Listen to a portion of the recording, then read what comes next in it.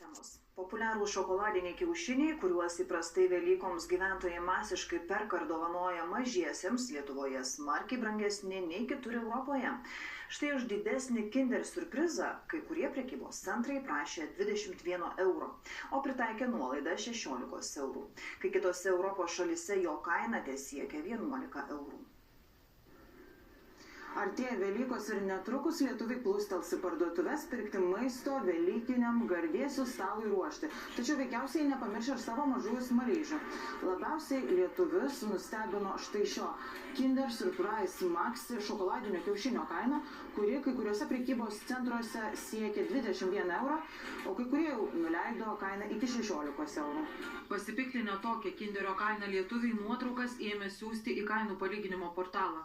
Kartu pridėjo ir štai šias nuotraukas, kuriuose matyti, kad Vokietijos Kauflande lygiai toks pats didelis Kinder kiaušinis kainuoja perpus pigiau – 11 eurų. Tiesiog tai yra lietuviška kainodara, nes nuo to 21 euro bus paskelbta didžiulė nuolaida ir netgi su ją, reiškia, ta kaina bus aukštesnė negu kad Kauflande, Vokietijai reguliariai kaina. Kaina Rimi parduotuvė nuleido iki 16 eurų, o štai Maksimos prekybos tinklas tokį Kinder Maxi siūlė nusipirkti už 19 eurų, o dabar kaina nuleido iki 13 su trupučiu. Viskas, kas virš 11 eurų ir su didelė nuolaida, tai yra tiesiog mulkinimas, skamas, fake pricingas. O ką apie šokoladinius kiaušinius už 16 ar 13 eurų mano pirkėjai?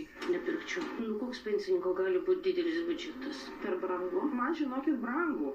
Jeigu dvi anūkės ir dar plius tuo ir plius stalą reikia daryti. Tiesiog pagaunant tos emocijos, kad Velykos šventės. Kinderio kaina iki 16 eurų nuleidusio prekybos tinklo Rimi atstovė sako, kad skirtinga nei kitose šalyse prekės kaina nulėmė šalies rinka ir tiekėjai. Kiekviena rinka yra skirtingi visiškai kiti bruožai, kurie būtent ir nulėmė tą kainą.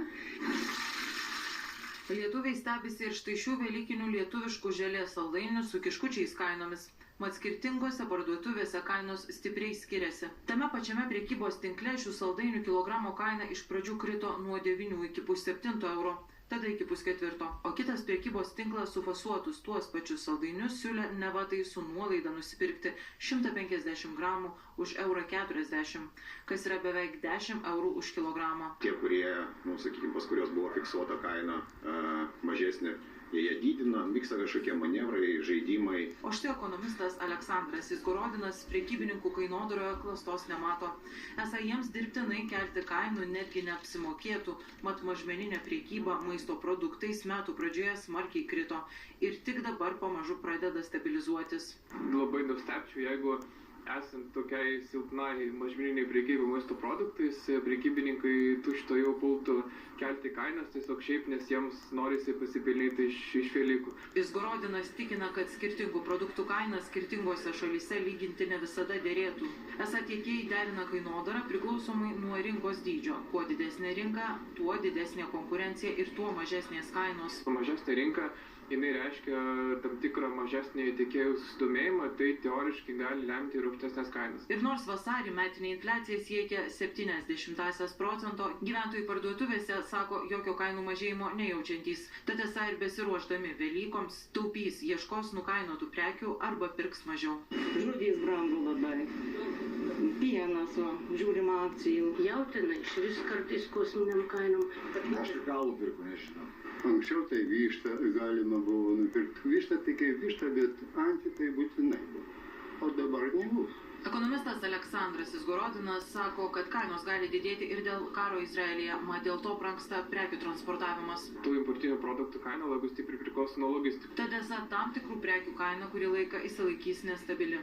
Tiesa, prekybininkai prieš šventę žada kainų karą. Kiekvieną dieną tikrinsime kitų prekybos tinklų kainas ir jeigu pamatysime, kad kitose prekybos tinkluose jos yra mažesnės negu pas mus, mes jas iškart sumažins. Velykom aktualios prekės, tai yra kiaušiniai, majonezas, bulvės, tuomet kiauliena, cukrus, kava. Anot prekybos tinklų gyventojai Velykoms jau pradėjo ruoštis. Perka dekoracijas stalui, puošnias servetėles, staltiesės, žvakes, beigi negendančias prekes, bakalėją, saldumynus.